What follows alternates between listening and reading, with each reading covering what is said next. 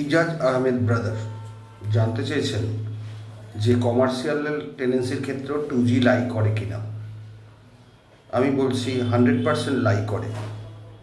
এবং কমার্শিয়াল টেনেন্সির ক্ষেত্রে যদি হাজব্যান্ডের নামে রেন্ট বিল থাকে, হাজব্যান্ডের মৃত্যু হবার পরে তার ছেলেমেয়েরা 5 বছর অবধি টেনেন্সি রাইট পাবে অ্যাজ এ টেনেন্ট। তারপর দে বিকেম দ্য ট্রেসপাসার্স এবং ওয়াইফের কোনো রাইট থাকবে না যদি না ওয়াইফের সঙ্গে জয়েন্ট টেনেন্সি থাকে হাজব্যান্ডের এবং ওয়াইফের নামে ট্রেড লাইসেন্স থাকে।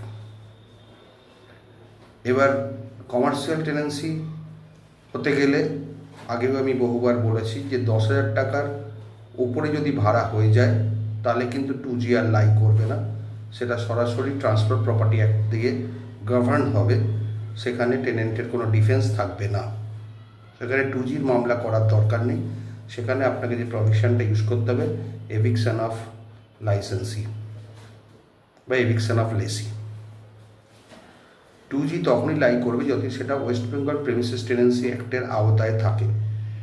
রেসিডেন্সিয়ালের ক্ষেত্রে 7,000 টাকা অবধি ভাড়া এবং কমার্শিয়াল টেনেন্সির ক্ষেত্রে 10,000 টাকা অবধি ভাড়া যদি আপনার হয় তবেই কিন্তু ওয়েস্ট বেঙ্গল প্রেমিসেস টেনেন্সি অ্যাক্টের আওতায় থাকবে, নাহলে কিন্তু ওয়েস্ট বেঙ্গল প্রেমিসেস টেনেন্সির আওতা থেকে বেরিয়ে যাবে। 2G প্রভিশনটা হচ্ছে West Bengal premises tenancy act 1997-এর প্রভিশন। সুতরাং এখানে যদি দেখা যায় ভাড়াটা তার থেকেও লিমিটের বাইরে চলে যাচ্ছে 10,000 এবং 7,000, তাহলে কিন্তু ওয়েস্ট বেঙ্গল প্রেমিসেস টেনেন্সি অ্যাক্টটা গভর্ন করবে না, ট্রান্সফার প্রপার্টি অ্যাক্ট দ্বারা গভর্ন হবে এবং মামলাটাও সেই মতো হবে।